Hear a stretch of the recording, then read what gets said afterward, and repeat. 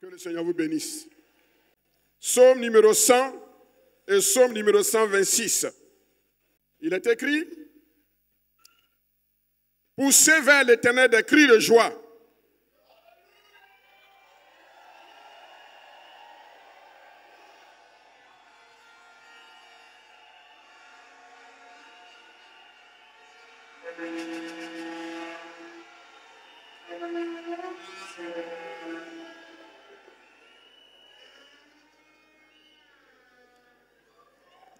Vous tous, habitants de la terre, servez l'Éternel avec joie. Venez avec allégresse en sa présence. Sachez que l'Éternel est celui qui nous a fait. Et nous lui appartenons. Nous sommes son peuple et le troupeau de son pâturage. Entrez dans ses portes avec des louanges, dans ses pavillons avec des cantiques. Célébrez-le, bénissez son nom. Car l'Éternel est, et sa bonté dure, et sa fidélité. Psaume 126. Quand l'Éternel ramena les captifs de Sion, nous étions comme ceux qui font un rêve. Alors notre bouche était remplie de cris de joie et notre langue de chants d'allégresse. Alors on disait parmi les nations: l'Éternel a fait pour eux de grandes choses. L'Éternel a fait pour nous de grandes choses. Nous sommes dans la joie. Éternel, ramène nos captifs comme des ruisseaux dans le midi. Ceux qui sèment avec larmes moissonneront avec des chants d'allégresse. Celui qui marche en pleurant quand il porte la sémence revient avec quand il porte ses germes. Seigneur, merci pour ta parole. Seigneur, merci pour cette parole inspirée. Ouvre notre esprit et notre entendement. Et donne-nous de comprendre ce que tu veux nous dire. Donne-nous de pouvoir percevoir ta pensée. Ce matin, nous voulons plus nous adresser à toi. Nous voulons plus te louer. Nous voulons plus te magnifier. Nous voulons plus te célébrer. Nous voulons plus danser pour toi. Nous ne voulons pas, Seigneur, ce matin que tu nous parles, mais c'est nous qui voulons te parler. C'est nous qui voulons te louer. C'est nous qui voulons te magnifier. Bénis notre entendement. Et Seigneur, donne-moi de dire l'essentiel en peu de temps, avec peu de mots. Et que le reste du temps de ce culte soit un culte à la gloire, à la célébration de ton nom. Bénis ces quelques paroles dans ma bouche et fais du bien à ton peuple. Dans le beau et précieux nom de Jésus, notre Seigneur et notre Sauveur. Et tout le monde dit, Amen. Veuillez vous asseoir, peuple de Dieu. Je vous ai dit que ce matin, nous allons passer plus de temps à louer le Seigneur. Il n'y aura pas de prédication proprement dite.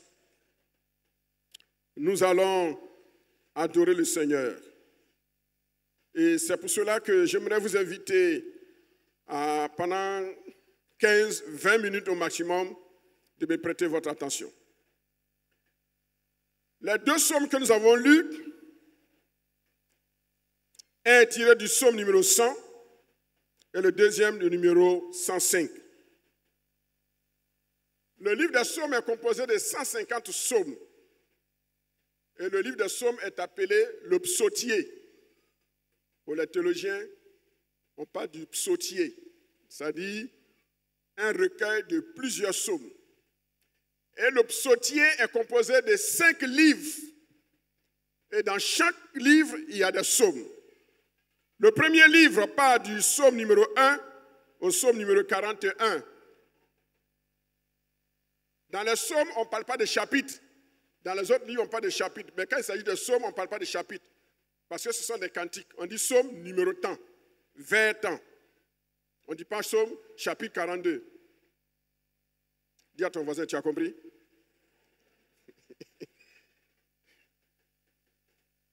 Alors, le premier livre part du psaume numéro 1 au psaume numéro 41. Et ce premier livre met l'accent sur la souffrance et la repentance, l'importance de la repentance. Tout est dans la Bible. Le deuxième livre part du psaume numéro 42 au psaume numéro 72. Et dans ce deuxième livre, il est question de la royauté. La royauté de Dieu y est introduite. La royauté de Dieu est introduite dans ce deuxième livre. Le troisième livre, il part du psaume 73, numéro 73, au psaume numéro 89. Et il met l'accent sur la lutte et la persévérance de la foi. Il nous arrive de traverser des moments difficiles. Mais ce moment difficile que Dieu permet, il y a toujours une solution. Et les psaumes nous enseignent. Le quatrième livre, il part du psaume numéro 90 au psaume 106. Et là, il met l'accent sur la souveraineté et la puissance de Dieu, ainsi que sa relation, n'est-ce pas, la relation de Dieu avec son peuple. Dieu est souverain et Dieu est puissant. Et il le démontre dans sa relation avec son peuple. Le psaume 100 que nous avons lu nous parle en partie de cet aspect de la souveraineté de Dieu. Et le cinquième livre, il parle du psaume 107 au psaume 150, et lui, il met l'accent sur la louange et la reconnaissance envers Dieu, l'action de grâce. Le psaume 105, le psaume 100, qui est le premier psaume. Pour avoir du temps, pour gagner du temps, comme ce n'est pas une prédication, je ne vais pas vous expliquer les contextes théologiques, historiques, tout cela, ça va me faire perdre du temps. On va aller à l'essentiel. Bien que le contexte historique précis de ce psaume ne soit pas clair, plusieurs pensent que c'est un hymne de louange universellement reconnu. Et certains théologiens pensent que ce psaume a pu être écrit pour célébrer Dieu dans le temple, quand le peuple de Dieu se rassemblait. D'autres aussi ont pensé que ce psaume a été écrit pour les fêtes annuelles, telles que la fête des moissons, la fête d'action de grâce. Je voudrais relever quelques pensées de ce psaume pour que nous puissions continuer notre louange. Je ne vais pas vous expliquer aujourd'hui la différence entre un psaume, entre un cantique, entre un hymne, entre un chœur et entre un chant. Ça peut faire l'objet d'un enseignement. Mais souvent nous confondons. Et ce que je déplore un peu dans nos églises pentecôtistes, on est en train de perdre de vue le caractère sacré des hymnes. On est beaucoup emporté vers les cantiques, les chants. Ce n'est pas mauvais. Les louanges, ce n'est pas mauvais. Mais vous savez, un peuple qui dure, c'est un peuple qui n'oublie pas son passé. Dans Matthieu 13, 52, Jésus dit, « Tout scribe instruit des affaires du royaume sait tirer de son trésor des choses nouvelles et des choses anciennes. » Dans la Bible, il n'y a rien d'ancien comme dépassé. Tout est utile, mais aussi il y a de nouvelles choses. Donc, dans la vie de l'Église, il faut préserver l'équilibre. Les hymnes ont une valeur sacrée. Et quand on chante les hymnes, c'est avec révérence. En général, ce sont des poèmes. Et puis tout est rythmé. Souvent, c'est sous forme de versification. Par exemple, on peut dire « L'Éternel est le Dieu de bonté ». Le prochain vers, on va dire « Ce Dieu de bonté est le Dieu de la souveraineté ». Vous voyez? Donc, tout est calculé. Et puis il y a des chants qui n'ont pas besoin de respecter la versification, mais le contenu est biblique et on loue le Seigneur. Mais les hymnes ont un caractère sacré. Ça pourrait faire l'objet d'un enseignement un jour. Là, je vais enseigner célébration en privé et ensuite en public, je donnerai cet enseignement. Donc, il nous faut maintenir l'équilibre. Il ne faut pas oublier ce qui est ancien, qui était bon. Mais il ne faut pas aussi rester toujours dans le passé et oublier ce qui est nouveau. Il faut s'adapter à son contexte. Le message ne change pas, mais le message doit savoir s'adapter au contexte pour qu'il passe. Quand on a une église qui est remplie de jeunes comme la nôtre, on ne va pas dire aux jeunes de chanter les vieux cantiques de 1960. Mais cette église aussi ne doit pas oublier que l'église n'est pas faite à 100% de jeunes. Il y a aussi au moins 20% de vieux. Il faut aussi chanter les vieux cantiques et ils se rappellent. Ça, c'est vraie assemblée de Dieu d'avant.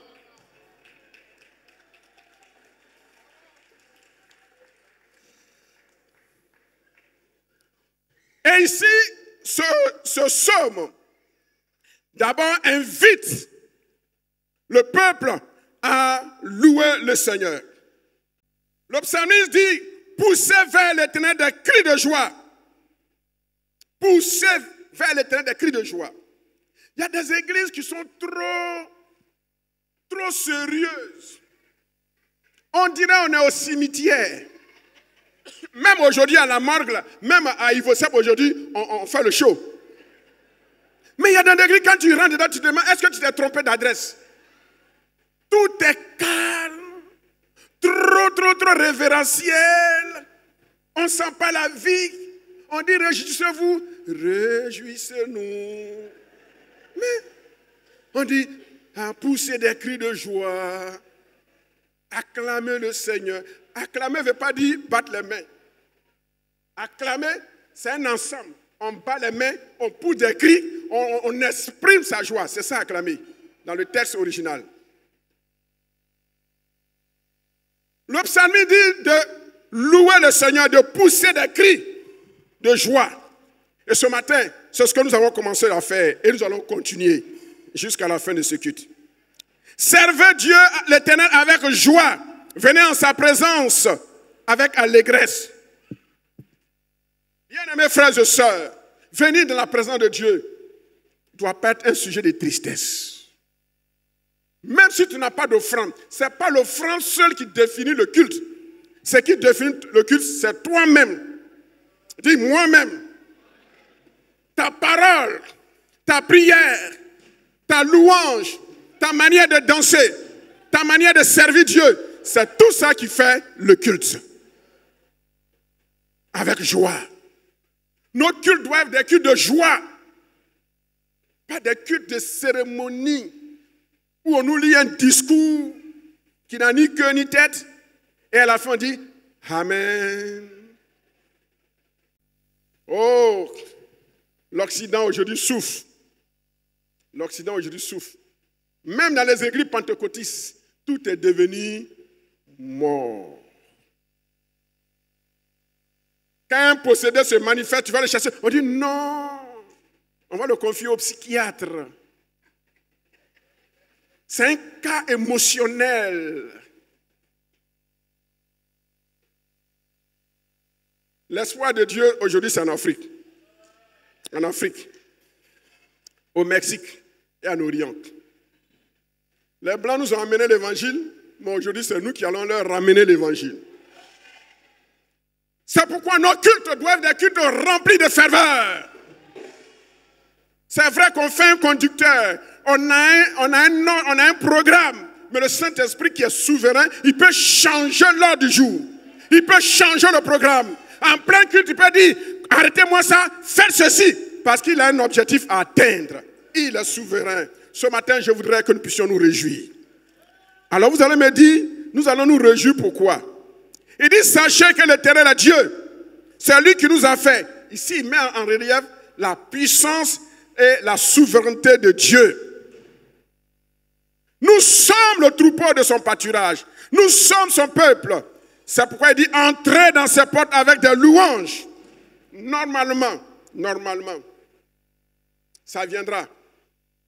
Ça va prendre le temps que ça va prendre, mais ça viendra. Un culte, si on veut rentrer dans la pensée hébraïque, surtout un culte de fête, on ne rentre pas dans l'église comme ça en 2 heures, comme si on venait à un marché. C'est avec procession. C'est avec la procession. Le clergé est devant. Et puis on rentre au son de la musique. Célébration en train de chanter, la chorale en train de chanter. Et on rentre avec procession, ou avec la fanfare, ou avec des cantiques, des louanges. On rentre ensemble. Et c'est alors que le culte commence. C'est pourquoi il dit, entrez dans ces portes avec des louanges, dans ses parvis avec des cantiques. Célébrez et bénissez son nom. Il dit, car l'Éternel est bon et sa bonté dure. Ce matin, nous allons prendre tout notre temps pour encore louer le Seigneur. Nous allons danser parce que Dieu a démontré sa bonté. Et je vais m'attarder sur 2 éléments et nous allons prier. Le premier élément, c'est notre fête d'action de grâce, le lancement de notre fête d'action de grâce. Je reconnais que le peuple a beaucoup fait. Et honnêtement, j'avais des inquiétudes. Quand nous avons lancé le FAC, tout était dur. J'ai dit, Seigneur, on ne peut même pas avoir la dîme de ce que nous te demandons. C'est la première fois où on fait un lancement de FAC où tout est dur. Et moi, mon repère, j'ai dit, Seigneur, je t'en supplie, je ne peux pas mettre la pression sur le peuple, parce que le peuple a déjà trop fait. Tu le sais, et moi aussi je le sais. Mais ce que je te demande, pour le lancement, donne-moi un signe, Seigneur. Donne-moi au moins la dîme. C'était ça ma prière. Et chaque dimanche, quand la gestionnaire me fait le point, 2 300 000, 4 500 000, j'ai dit, on est où? On est à El Kabot? Ça, c'est du jamais vu. 3e dimanche, 6 millions. J'ai dit, Seigneur, tu ne peux pas me faire ça. Il ne m'a rien dit. Mais je voyais que le peuple était déterminé. Mais ça ne rentrait pas. J'ai dit, Seigneur, donne-moi la dîme. Et quand la canne est intervenue, et en même temps qu'on priait pour comment on appelle, on priait pour le FAC, on priait aussi pour la canne. Et chose curieuse, on clôturait notre FAC quand la canne aussi clôturait. Alors, si pour l'équipe nationale, pour le sport, si les éléphants ont obtenu gain de cause par pure grâce, moi aussi je dois obtenir gain de cause par pure grâce à cause, n'est-ce pas, ce qu'on appelle le principe de parallélisme de forme. Et ce matin, j'ai la joie. J'ai la joie. C'est pourquoi nous devons encore nous réjouir. J'ai la joie de vous annoncer que non seulement Dieu nous a fait grâce, on a remporté la coupe de façon miraculeuse, par la main souveraine de Dieu, mais également ce que j'ai demandé au Seigneur, la dîme, j'ai eu plus que la dîme. Est-ce qu'on peut se tenir debout pour magnifier le Seigneur?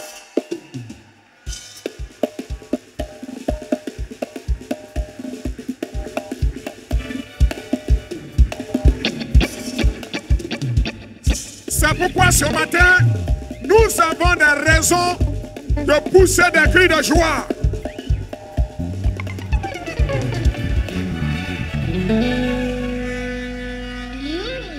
Oui, Dieu ne fonctionne pas à la manière des hommes. C'est pas parce que dans le passé, les choses ont marché que forcément cette année ça va marcher. Mes inquiétudes,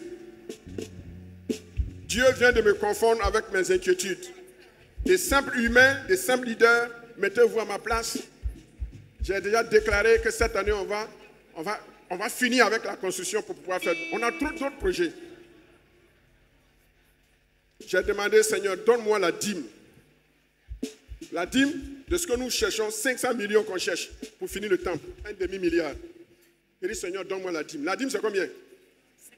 C'est 50 millions. On a dépassé les 50 millions. Ça, ce n'est que le lancement. Ce n'est que le lancement. On n'est pas encore rentré dans le vif du FAG. On vient de démarrer. Frères et sœurs, joignez-vous à moi. Joignez-vous au conseil de l'Église afin que nous puissions dire merci au Seigneur pour ses merveilles. Afin que nous puissions dire merci au peuple de Dieu pour ce qu'il a commencé de faire et qu'il va achever. C'est pourquoi le 2 secondes somme dit, quand l'Éternel ramena les captifs de Sion, nous étions comme ceux qui font quoi? Un rêve. Je déclare et je prophétise ce matin, tout ce qui a paru comme un rêve à tes yeux va devenir réalité en cette année. Tu as pleuré, mais cette année, avant le 31 décembre 2024, tu vas te réjouir. Tous ceux qui attendent un miracle de la part de Dieu, mais en lieu et place du miracle, ils ont vu le mirage. Je déclare sur cette chair qu'avant le 31 décembre, ce mirage va se transformer en miracle. Oui, nous étions comme ceux qui font un rêve. Quand l'Éternel ramenait les captifs de Sion, tu penses que c'est fini pour toi. Tu penses que ton entreprise est finie. Tu penses que tu vas couler. Mais le Seigneur me dit de te dire, le Dieu qui a ramené les captifs de Sion à Sion, ce même Dieu n'a pas changé. Il est prêt et il s'apprête à faire le miracle pour toi.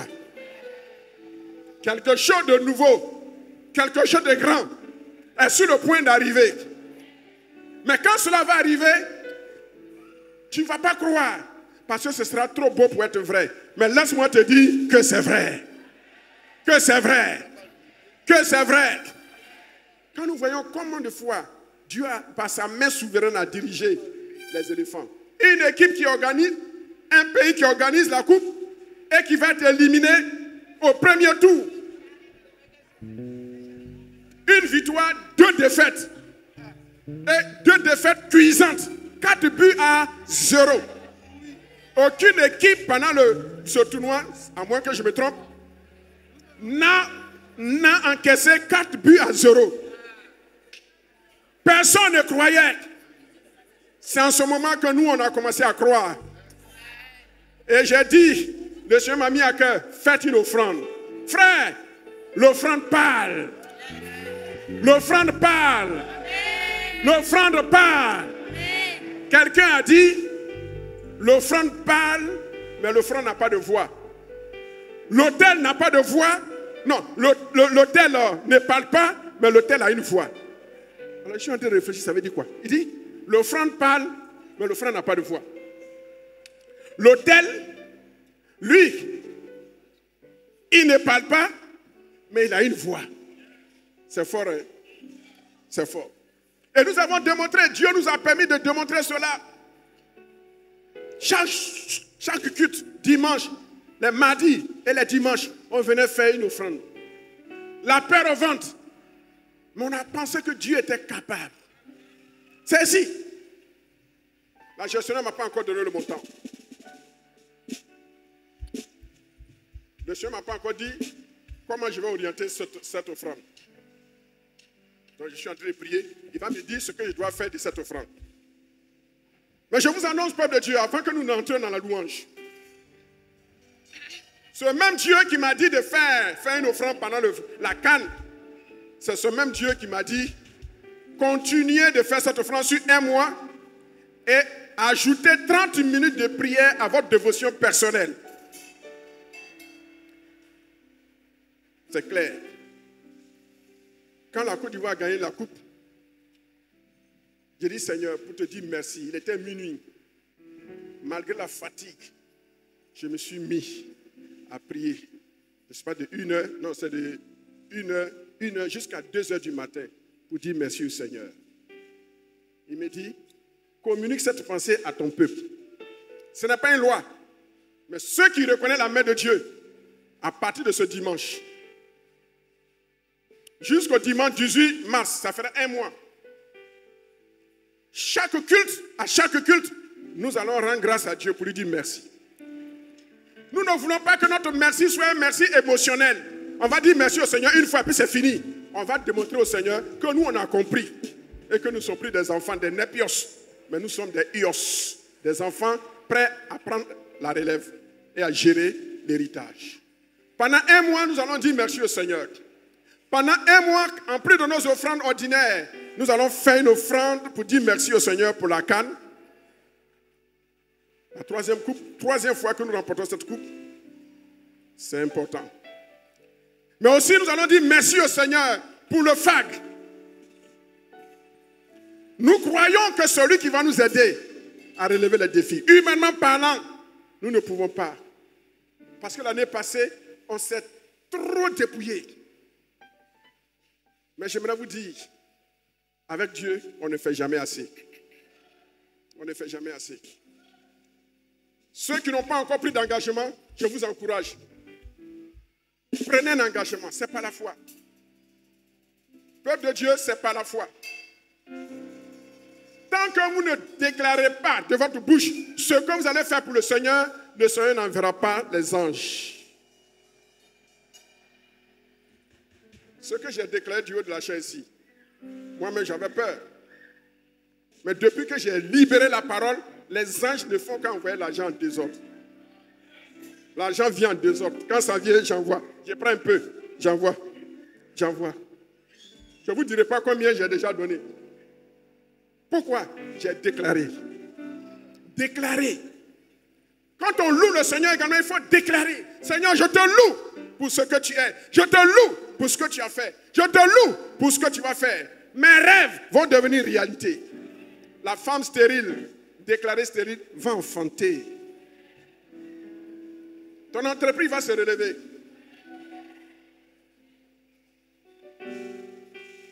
Toi, célibataire, un frère viendra avec toi. Toi, célibataire, tu auras une sœur. Toi qui es sans emploi, tu auras un emploi. Je ne dis pas l'année prochaine. Je dis avant le 31 décembre. Il faut le noter. C'est pourquoi, peuple de Dieu, je vous invite à louer le Seigneur avec moi.